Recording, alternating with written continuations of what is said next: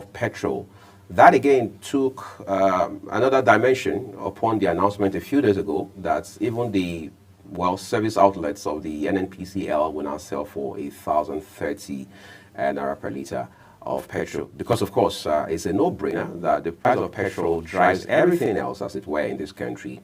It's only naturally expected that such reactions will be in play. But apparently, we're not out of the woods just yet. So we are being told now that the Dangote refinery doesn't even have the capacity to produce what Nigerians need on a daily basis. Therefore, marketers now claim that they will have to find a way to augment by continuing to, at least to some extent, rely on imports. But I'm not so sure the everyday Nigerian has the mental energy to stay through all of these back and forth. So they want to see that the product is readily available. They can get it conveniently in a way that is relative, and then price should be friendly as well. But how do you deal with that when we have not been able to put to bed the controversies and complexities associated with the removal, which some people say has not actually happened in the real sense of the word, of fuel subsidy payments? Good thing is this morning we're joined by an industry-oriented gentleman who is in the field of education, energy, business, and management. Of course, also with commendable background in energy economics. He's a partner at Tenno Energy Resources Limited, Dr. Timothy Okon. Joins us live here at the Global Television studio. Thank you, Doc, for making our time to join us today. Thank you for inviting me. So you and I had a bit of a chat the other day somewhere in town, but hopefully we can expand that conversation this morning by looking at issues around controversies having to do with fuel subsidy. People say when Obasanjo was president, for example, fuel subsidy wasn't much of a big conversation. They say that was pretty much the case, at least maybe by half, soon after the former president left office and handed over to late President Umaru Yar'Adua. Now, my question is, what are the factors driving the narrative around subsidy, whether it has been removed or not, and the impact it has on the price of fuel? Okay, I think we need to cast our minds back to the Obasanjo era, and I think one of the problems he had sought to resolve was this issue of the energy crisis. And you can tackle the crisis from different point of view. I think the first thing was that we needed to bring some reforms to the petroleum sector, and the downstream in particular, well, now midstream and downstream. But those reforms included the privatization of two key refineries, one in Kaduna and the one in Port Harcourt.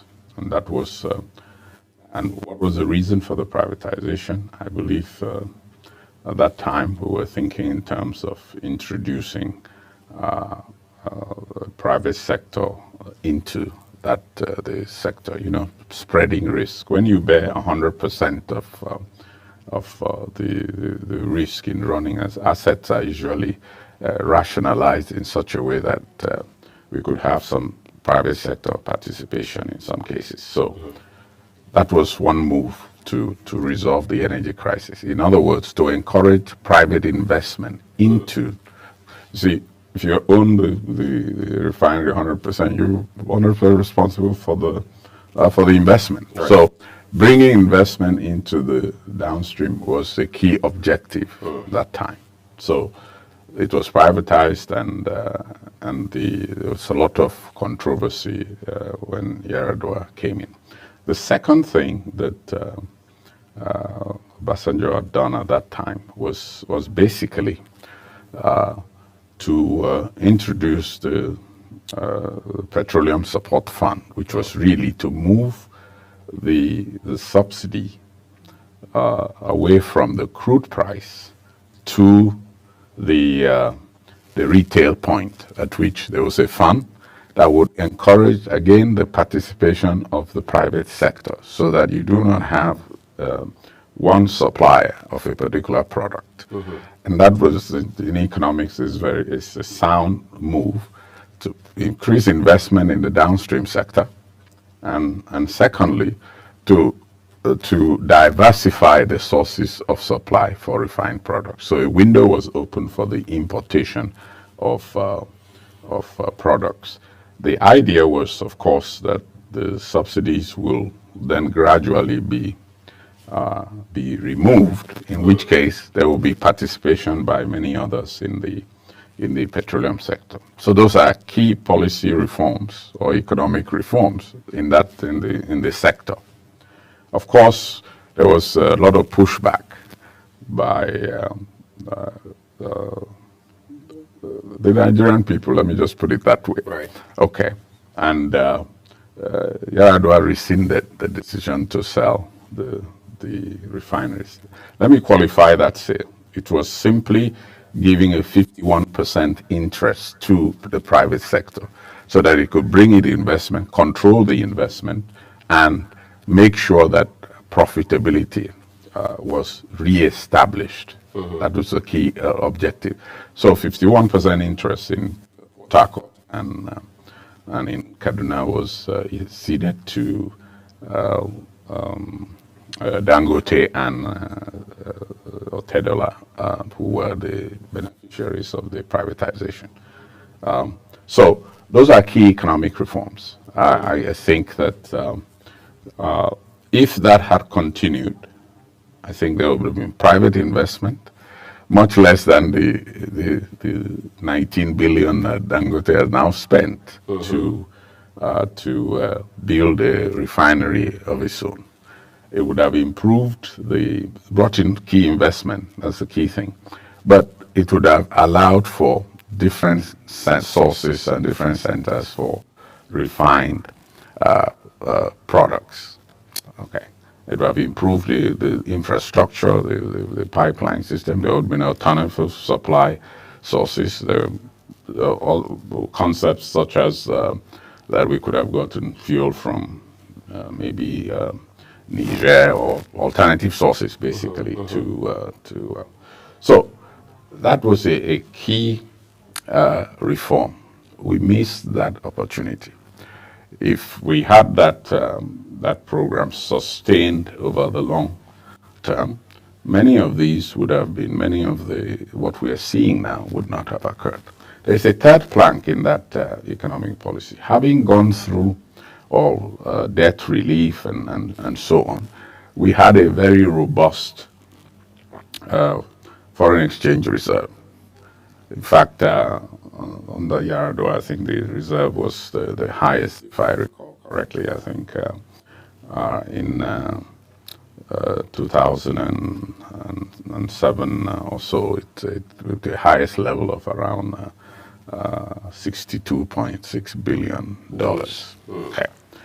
The significance of what I'm saying is that if we had sustained, and basically he had removed subsidy, that subsidy had been gradually whittled down until by the time he left, the subsidy was removed. I think we missed a historic opportunity to, then it was 70 naira, and when the prices moved downwards, it was brought down to 65. But the key thing is that we would have also replaced a fixed price system with a flexible price system consistent with Section 6. All you needed was Section 6 of the Petroleum Act. All you needed to do was simply state that the minister shall determine the prices of petroleum products according to this following criteria, and you just put a pricing formula. Right. Now, fast track to today. That is what the PIS sought to do. That the regulator,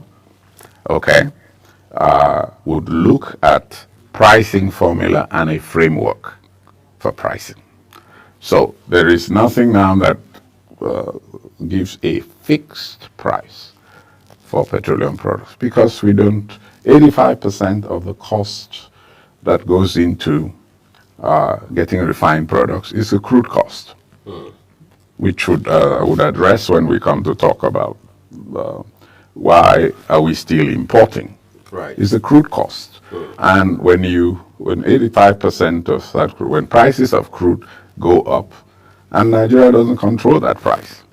So whenever you fix a price and you say that's the price you pay locally, it basically creates a basis where you are regenerating those subsidies again, right?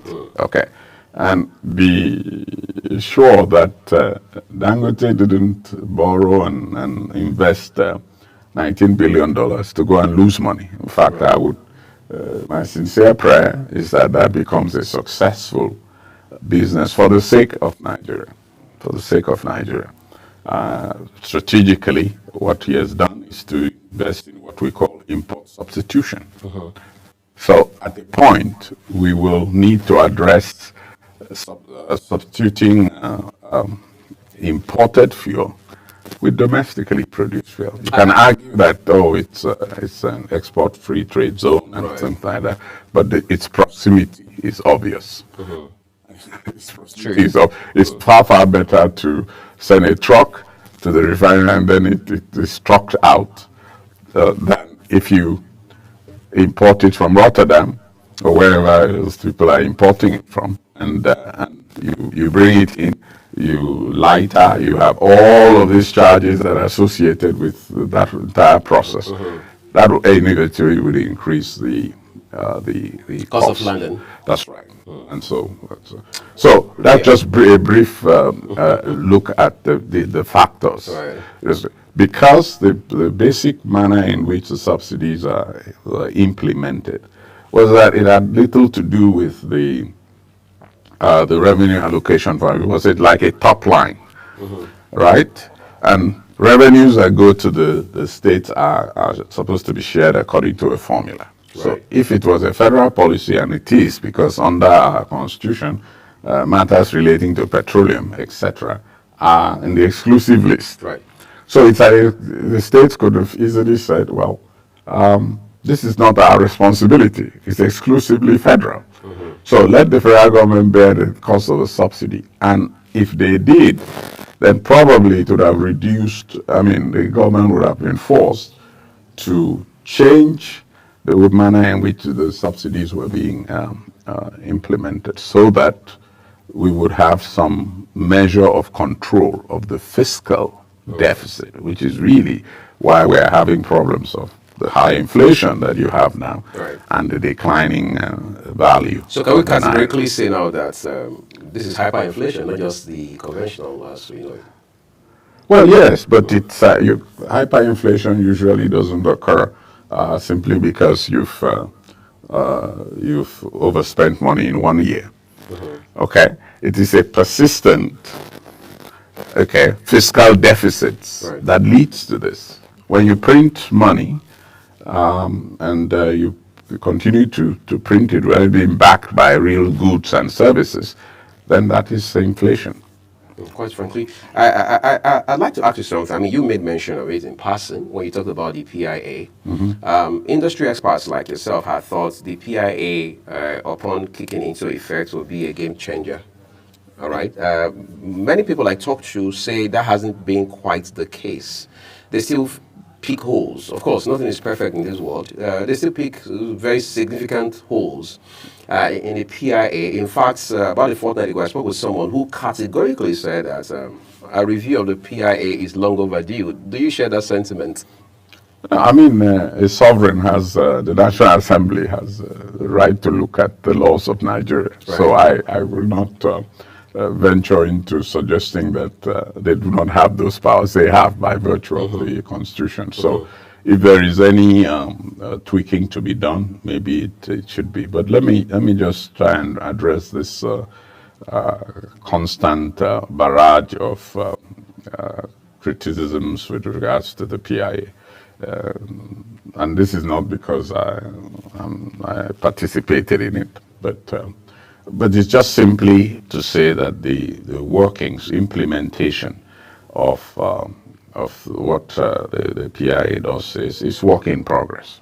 It is work in progress. So you can you can, I think some of the criticism have to do with the pace at which these things are being implemented. But it's not either in the content or the understanding of.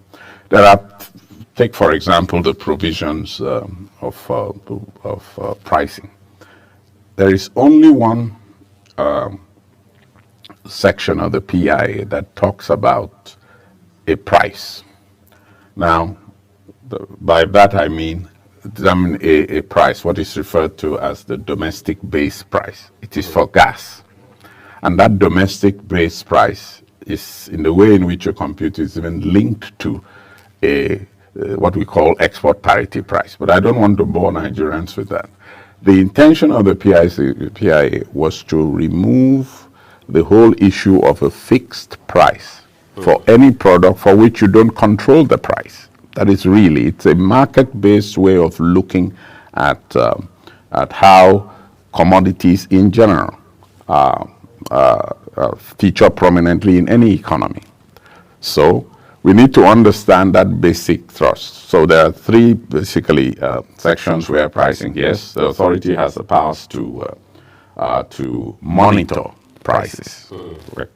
Secondly, it has the powers to use pricing formulas and a framework. So it can talk about a framework for the price. What are the components of pricing? Okay, if we're dealing with imported fuel, so import parity price. So the price at the port in Rotterdam or wherever it is coming from, plus the freight. Okay. And then you have what you refer to as your landing cost. Then there are a series of charges, when you import and it goes through customs and so on and so forth. I don't want to bore people with that, but you then have the price. Then, of course, there is transportation. So that is a framework of pricing. And if you are in a distant location from the point of entry, of course, you need to pay for that transportation cost. Now, there's other aspects of this that once you import the dollar of importation, I mean the price is determined in dollar terms. Crude price is determined in dollar terms, right. Actually. So we don't have crude being sold in Naira, except say in Nigeria now, where this is what the government is trying to alleviate the currency fluctuations, etc., by saying, okay, you get it in Naira, right? So that is an incentive that the state has brought in.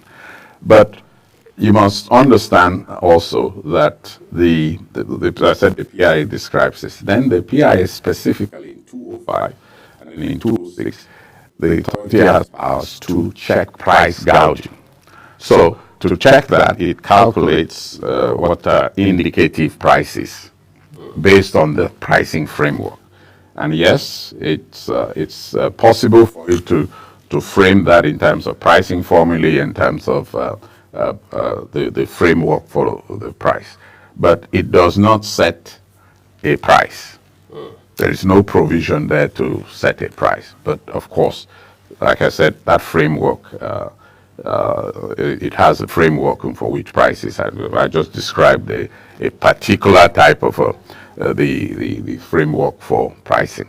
If you have a local refinery, say if Port Harcourt refinery comes on stream, then the price at the ex-refinery gate, etc., once you leave the battery limits of the refinery, there is a price, there is a wholesale price. It will go through that same kind of framework where we are not dealing with landing costs now, you are dealing with the ex-refinery gate price.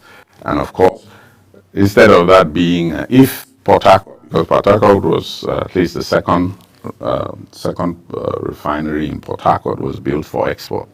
All right. Now that price, the price there would be equivalent to what we call the export parity price. But again, the ex-refinery gate, and if you truck it out, etc., there's the cost of transportation. The responsibility of the authorities in respect to making sure that the safety of operations in all of these different processes that go on. Two, that there is viability in the industry. Regulators do not regulate an industry into extinction. Right. Please understand that. Long-term sustainability is important. That is why I made the remark I made initially by saying that I hope, my prayer is that Dangote refinery remains an asset that is available to the Nigerian economy. And we must understand it in that context, that we do not repeat the historic missed opportunity which privatization would have actually helped increase investment in the industry. So that was a historic opportunity that would have alleviated most of what we are talking about now. You know, once that announcement about 130 naira to the liter in Abuja, as high as 1,030. Yes, 1,030 naira in Abuja, 1,075 in a place like Benin, for example, came through a few days ago. The president of the Nigerian Labour Congress, Joe Ajero, responded quickly. In his reaction, he said it is shocking that the NNPCL, that says it has taken on private sector, if you like, form, is now setting prices for the industry. Do you think that was an apt reaction? No, I think the NNPC is doing what any business would do. I mean, let's leave petroleum, okay? Does anyone set a price for Nestle? Just water, basic thing like water or all this water that we procure. So I think we need to understand, like I said, the law does not permit, okay, the fixing of a price by the regulator. You see, what does a regulator do? A regulator is really arbitrates between supplier and the consumer to make sure the prices are fair and reasonable. What is fair and reasonable? I think the best example I can give for that is in the electricity industry, where the ESRA, which is the Electricity Sector Reform Act of 2005, describes that fair and reasonable. And I think it's section 76 sub 2, okay, where it's a criteria of what is fair and reasonable. Right. What is fair and reasonable is, one, that the prices that are being charged is enough to recover the capital cost. Okay. Two, that such a price gives a reasonable rate of return for that capital that is involved. Because nobody has, you don't have, I don't think you have $20 billion stashed somewhere, so you can pull out and say, I'm building a refinery. Not this morning. Not this morning, okay, good. But that's the point, is that you have to go to a bank to get that money. And second, and thirdly, that the costs, that particular cost is benchmark. And fourthly, that the plant, for example, or the price should not be a discriminatory price between consumers generally of the particular product. So that is what a regulator is expected, fair and reasonable. So I know this authority, that the authority looks at this in the context of what should be the price that reflect that principle. Okay, it's not a fixed price, but it's a price that you're insured, because it can't be an instantaneous thing. It is what price needs to be set such that it reflects the long-term sustainability of that particular industry. I believe that the downstream or associations in the past, during the subsidy, were complaining that the return on their business is 2%, right? And if you are returning 2% and then borrowing money at 33%, is that business going to succeed? I'm sure we will find an answer to that question. It's quite rhetorical, but it's also quite an instructive one. Let's take a quick break, everyone. It's quite an incisive and interesting conversation about the petroleum industry and how it impacts the lives of businesses and households in this country. We're back shortly. Do stay with us.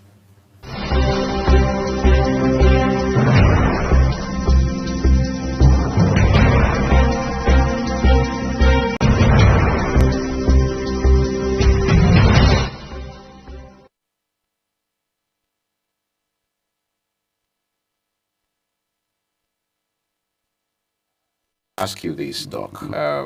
We keep hearing time and again for several years now that look, the idea of importing finished products, petroleum products, creates a very huge dip in our pockets as a country, and as such, we need to halt these imports. And people say one of the things we can do to quickly fix that is to ensure 4 refineries, Port Harcourt, Warri, Kaduna, are up and running. Of course, you mentioned 2 a while ago in Port Harcourt.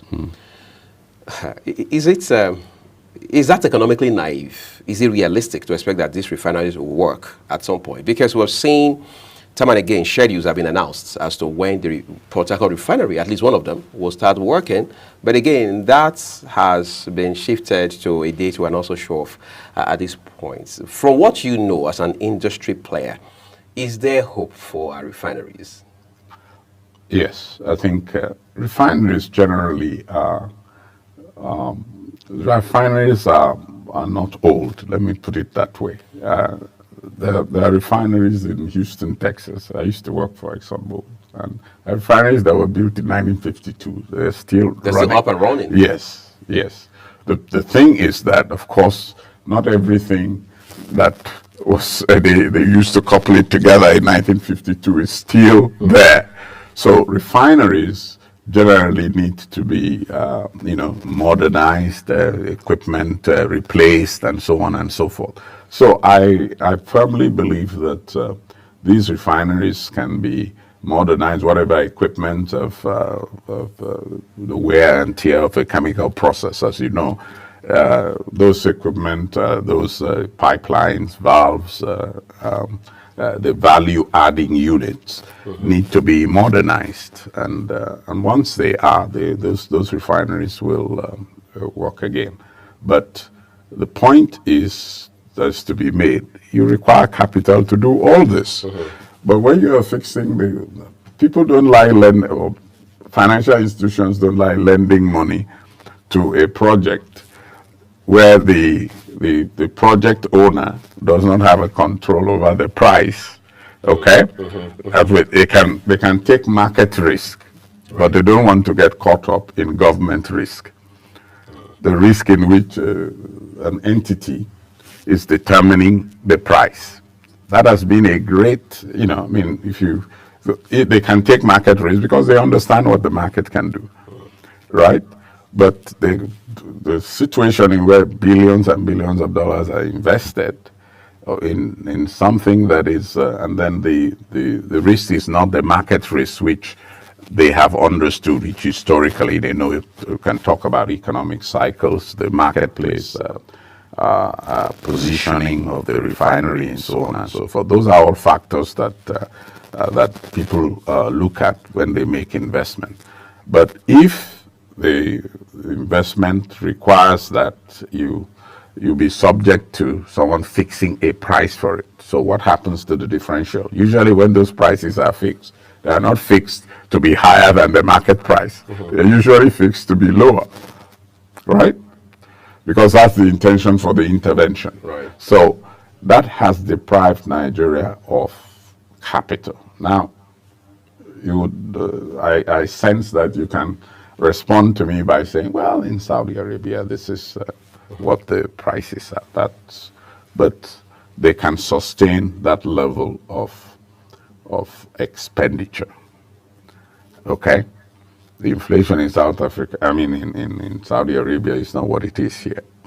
Okay? So that they can sustain that level of expenditure. Nigeria with 200 million plus people, okay?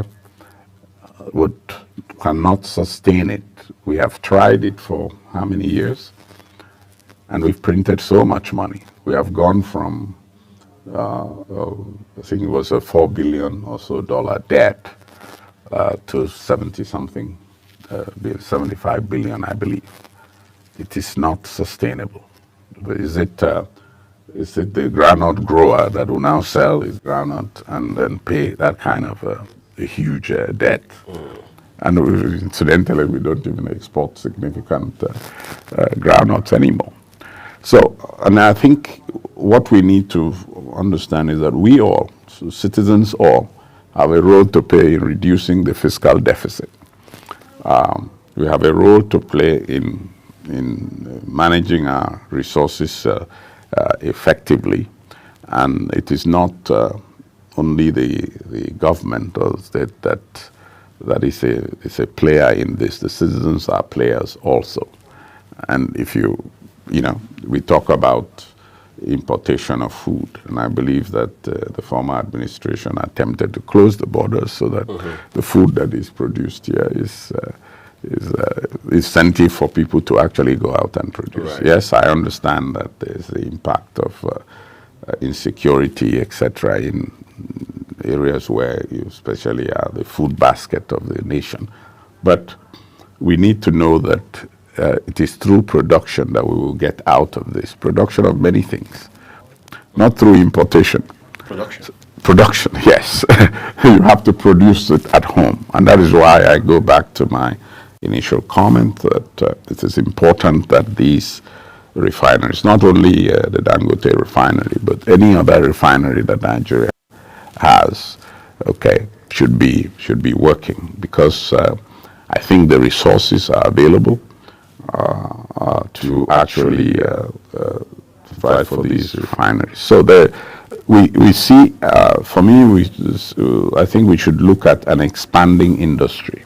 And if that industry expands, we would absorb people in the industry. Energy drives economic growth. So if we are looking to be the top economy in Africa, then we must produce more. We must export more. We must earn place in the world. You can't talk your way into being top in the world. You have to earn your place in the world. China earned its place in the world. It wasn't because people were cowed into respecting China's place in the world. China's place in the world was earned, and Nigeria's place in the world will have to be earned. If we are low, it is because we have not earned our place in the world. All right. Having said that, I mean, you mentioned the Saudi Arabia issue a while ago, but we're going to talk about that a little after this short break. Do stay with us, everyone.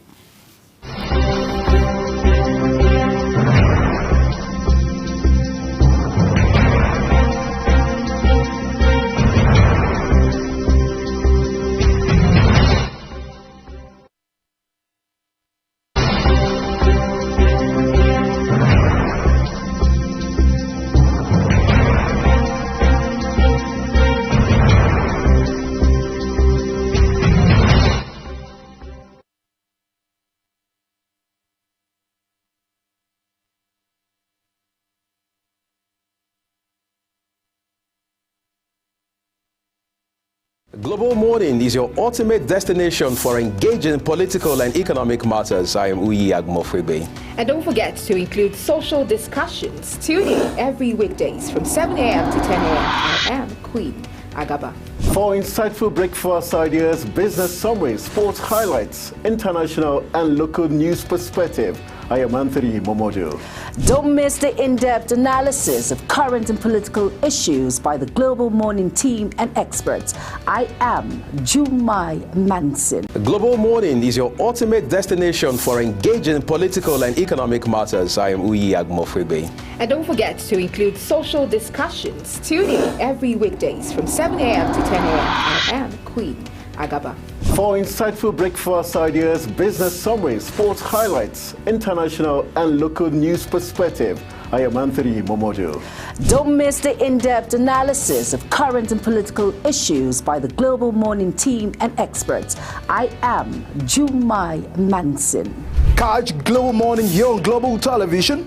Getting on the action. I am Edikan Michael. We are The Global Morning Team.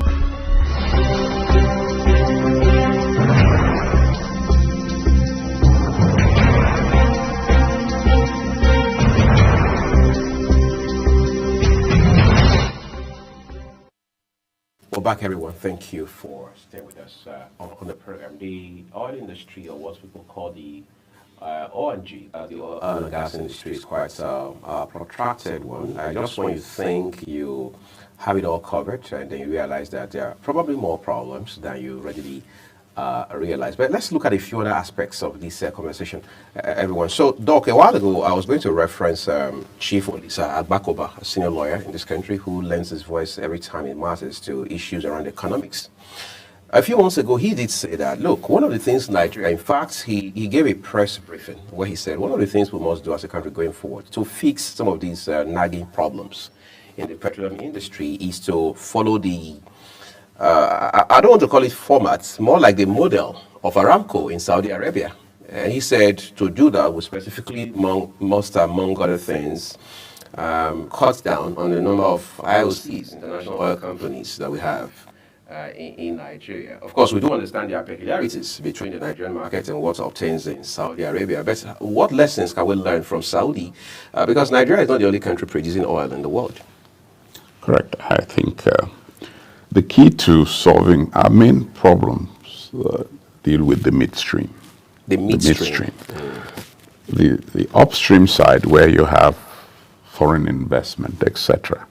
Yes, we have participation by the IOCs, but they do not participate in the midstream, the refining and all these other things that for reasons best known to them. But I think I can volunteer one or two reasons. We've had a long battle with the subsidy regime, okay? And like I said, it is difficult for one to invest in. Remember, the Shell was the first one to have a refinery in 1963. Okay, in 1963, we did not have these restrictions, the pricing. Petroleum Act was not in, and when the Petroleum came in Act came in 1969. Okay, we had the Section 6 that said the minister would determine product prices. Okay. So that was the period in which we had foreign investment in that sector. Now, of course, if you are a producer of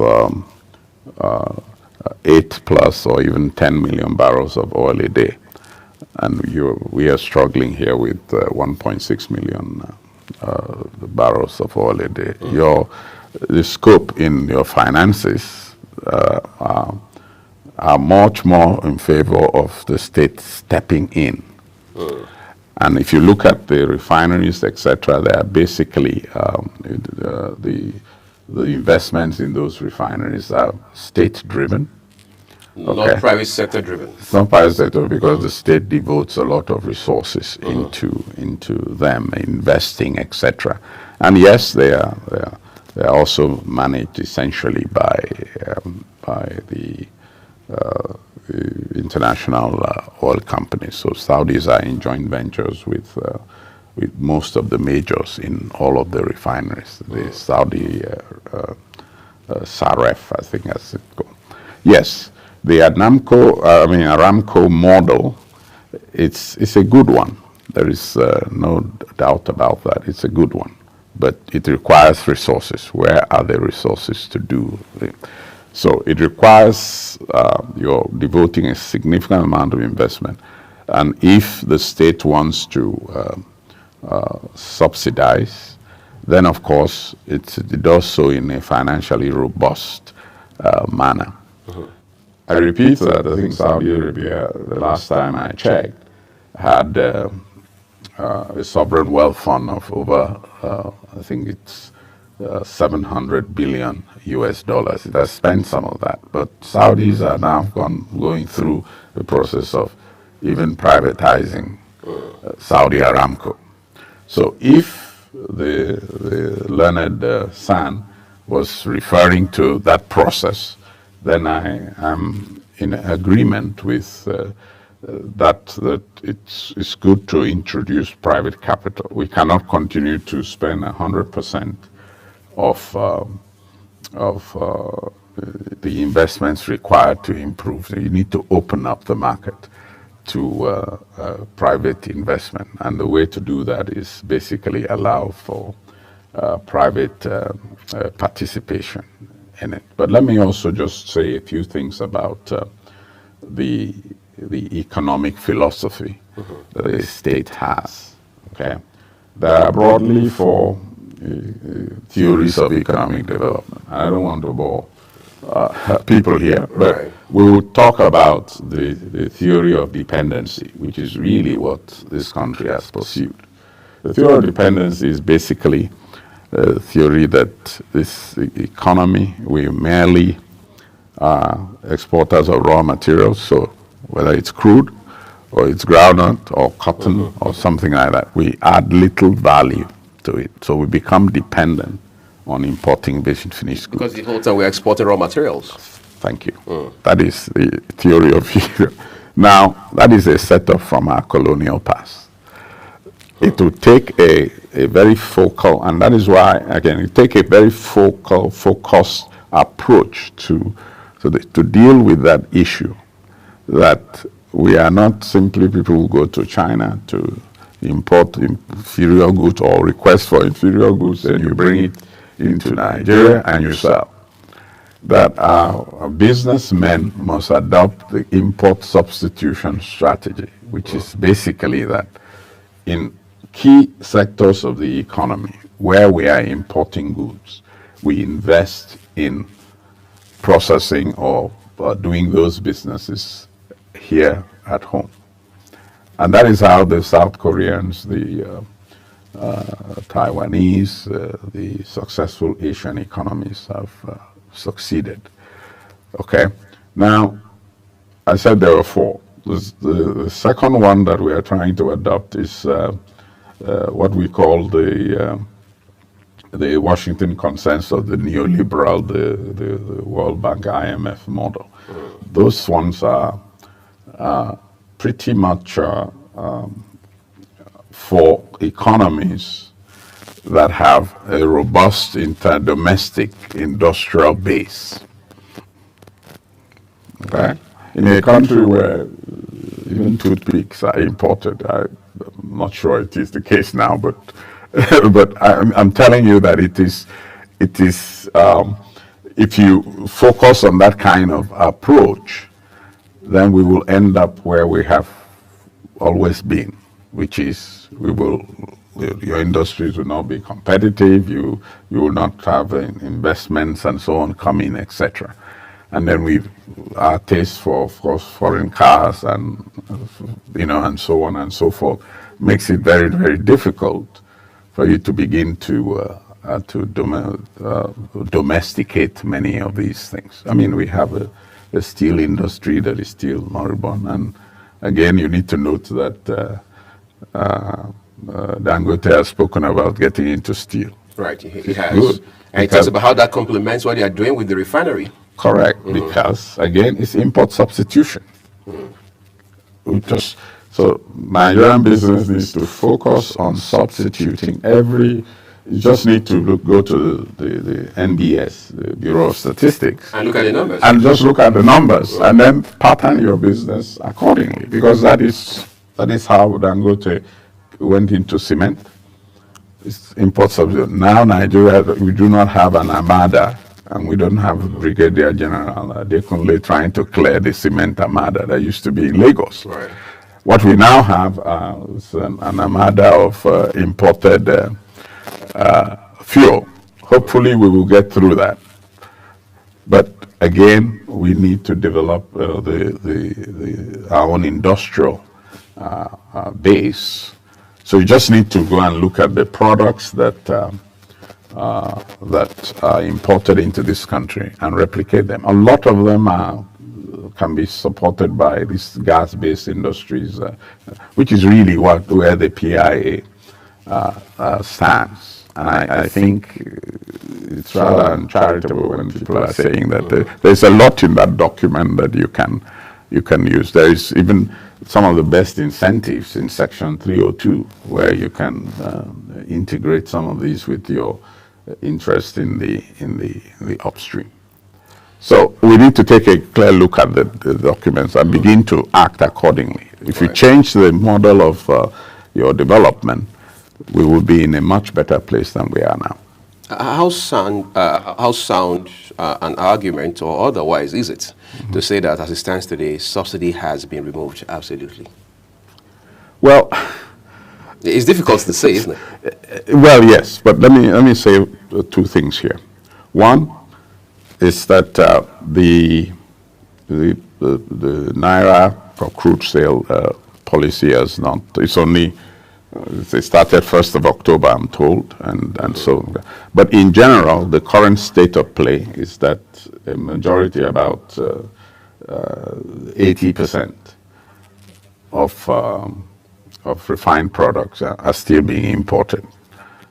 It's only about 20%. I understand that for PMS, for example, it's about 7 to 7.5 million liters that Dangote supplies, and but in the meantime, we have to continue to make sure we feed the system so that you don't create the problems of queues in the stations and so on. So that continues, but in the process of ramping up, when the cargoes that are meant for Dangote refinery comes through, then I think he'll be able to produce more. I don't think the capacity of the refinery has been fully tested, so I don't think it's correct to say that it doesn't have that capacity. It has. It's just simply that it hasn't gone to the full capacity of the refinery. So you'd be able to do that. And of course, I understand also that new licenses are being issued for people to build their own refineries. But my recommendation is really that the Nigerian refineries are quote unquote not old, they need to be refurbished. And once you put investment into it, and I think what it needs is private investment. It's not, the state has spent quite a lot of money. Right. By what, turnaround maintenance, for example? Well, some of these go beyond turnaround maintenance, because turnaround maintenance is that you're basically, you have all the systems in place. You're just tweaking one or two things to make sure that it's. But there's major overhaul to be done. The distributive systems and so on. And that why is that becoming rocket science to do, really? No, it is not. Anything you put money to it and a commitment, you will get it done, right? And when there is a profit motive behind it, then it's even better. Right. That's right. So, I mean, if you are borrowing money and $19 billion investment, you are committed to making sure it works, and that is you have to say give kudos to someone who was denied buying an interest in the refineries, and then he goes to build his own. That is the can do. You see, I'm not. I don't work for Dangote or anything. I'm just trying to say that we need can do people in this country. We need to do that. We need to encourage them, and I hope those who are going to China and all these places and importing goods to take a look at the NBS. And yes, there are challenges. The business environment is challenging. We can talk about those. But your commitment to Nigeria is that as a Nigerian, I have an equal stake in this. There are no superior citizens and inferior citizens. That's right. So that's my point, is that there's a trailblazer here, and the strategy is import substitution. So look at your market, look at the things we are bringing in, and determine within yourself that I can raise capital, I can also do it. Let's look at other issues real quick, Doc, as we begin to wind down now. A few days ago, the Group Chief Executive Officer of the NNPCL, Melekari, did say that the removal of subsidy by the government of President Bola Tinubu has brought about equilibrium in pricing. But again, you just talked about the subsidy issue a while ago. And then Minister of Information also has said, just a couple of days ago, that government has, as it were, taken its hands off anything that has to do with the petroleum industry, especially as it has to do with the, the pricing and what have you, and all of that. But people still argue to say government is essentially involved in it. So my question is, what are the indices or the indicators to show clearly that government, as it stands today, has extricated itself all the way? Well, I don't speak on behalf of the government. If official channels say they have, I have no reason to contradict it. Market realities. Well, you say what is the market reality? The prices have moved.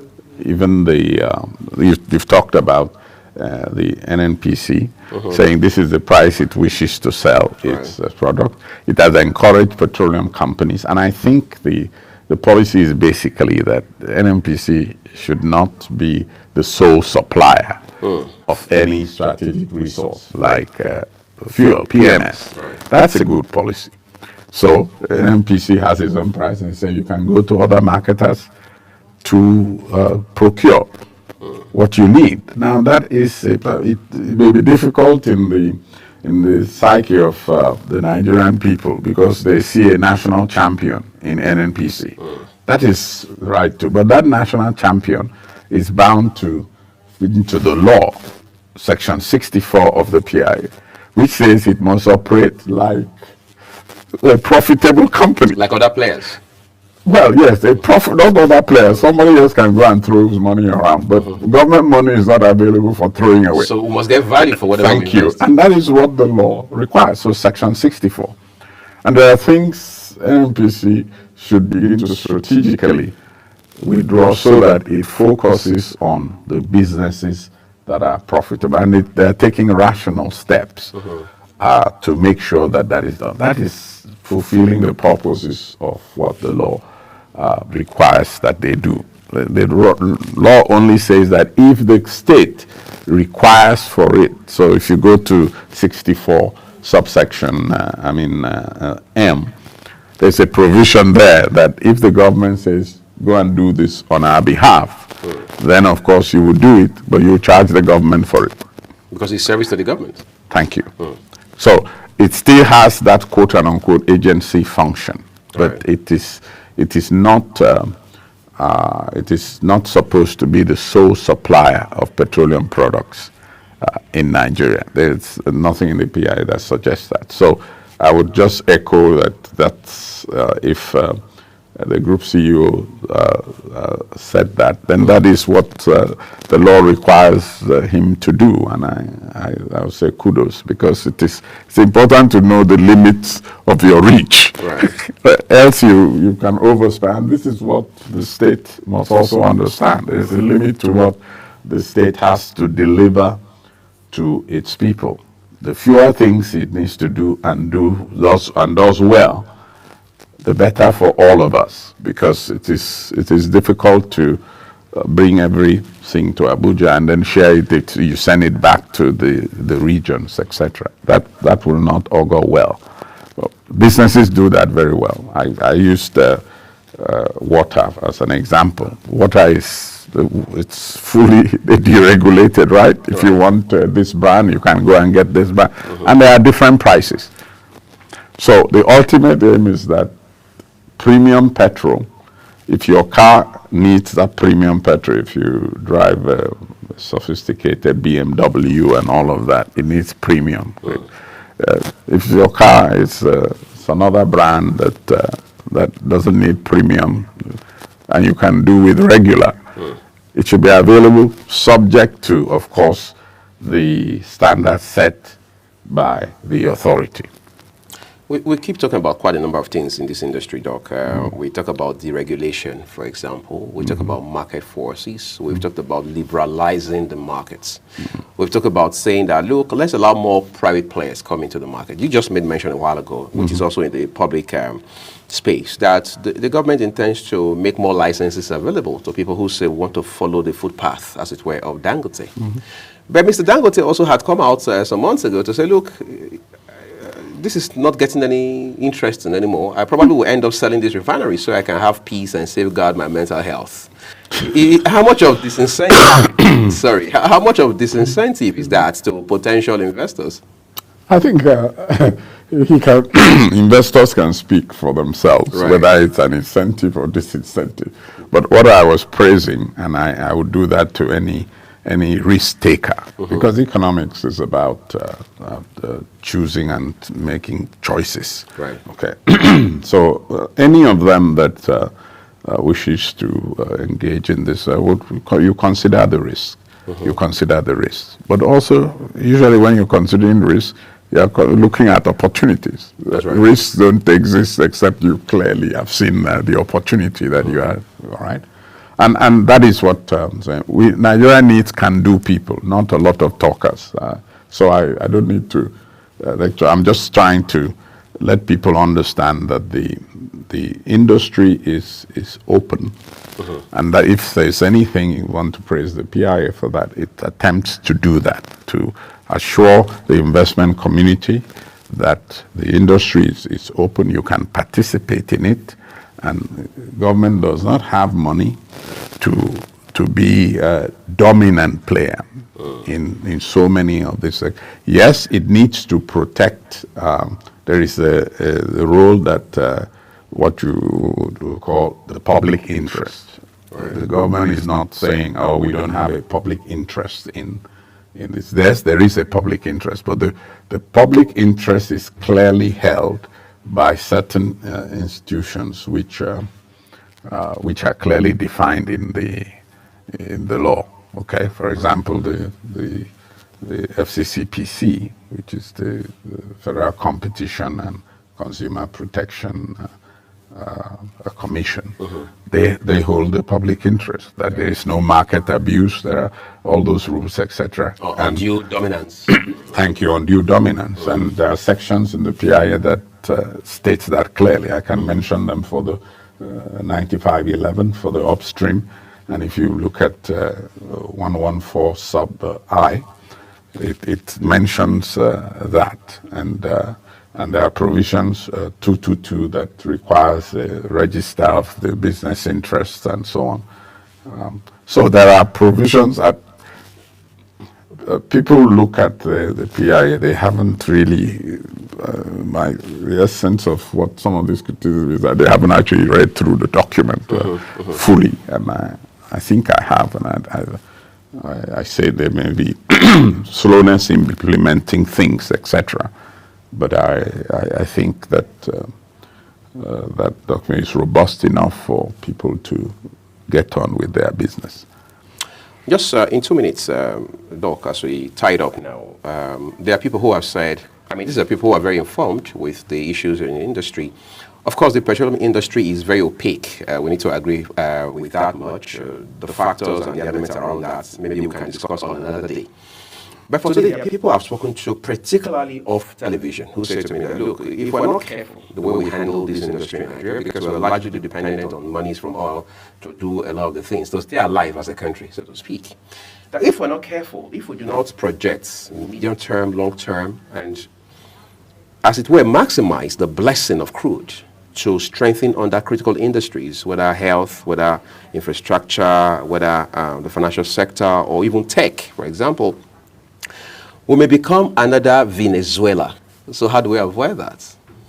It's exactly by avoiding selling petrol at what 1/5 of its actual cost. So Venezuela's problems have come about because of the way in which, when public finances are not handled when you create deficits, etc., you cannot beat the economic pressures.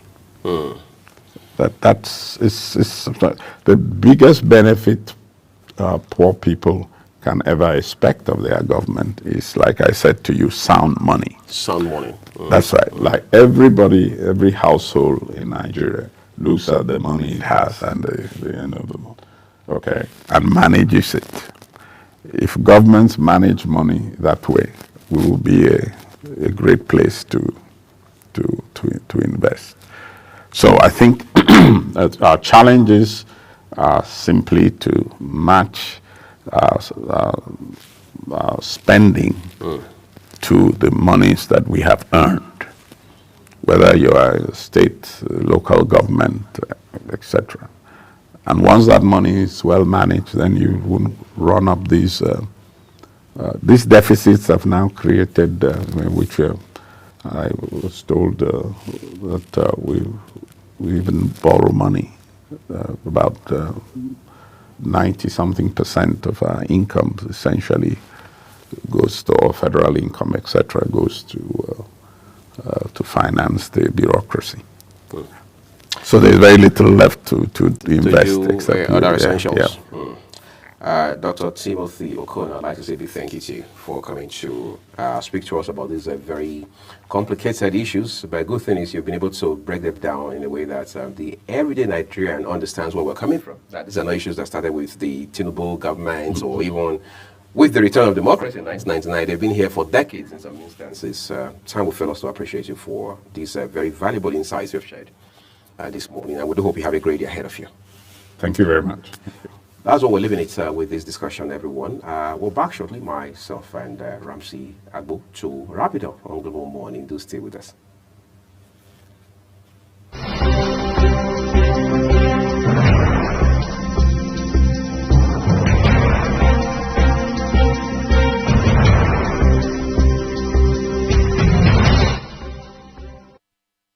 Global Morning is your ultimate destination for engaging political and economic matters. I am Uyi Agmofwebe. And don't forget to include social discussions. Tune in every weekdays from 7 a.m. to 10 a.m. I am Queen Agaba. For insightful breakfast ideas, business summaries, sports highlights, international and local news perspective, I am Anthony Momodu. Don't miss the in-depth analysis of current and political issues by the Global Morning team and experts. I am Jumai Manson. Catch Global Morning here on Global Television. Getting on the action. I am Edikan Michael. We are The Global Morning Team.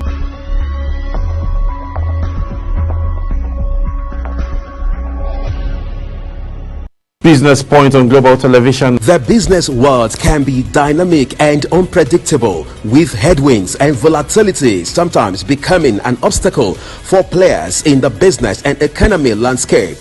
Watch Business Point on Global Television as Samuel Oji walks you through the twists, turns and curves in bands, stocks and crucial market indices from a global standpoint. Watch Business Point weekdays on Global Television at 11 a.m. West African time. Business Point. This is business.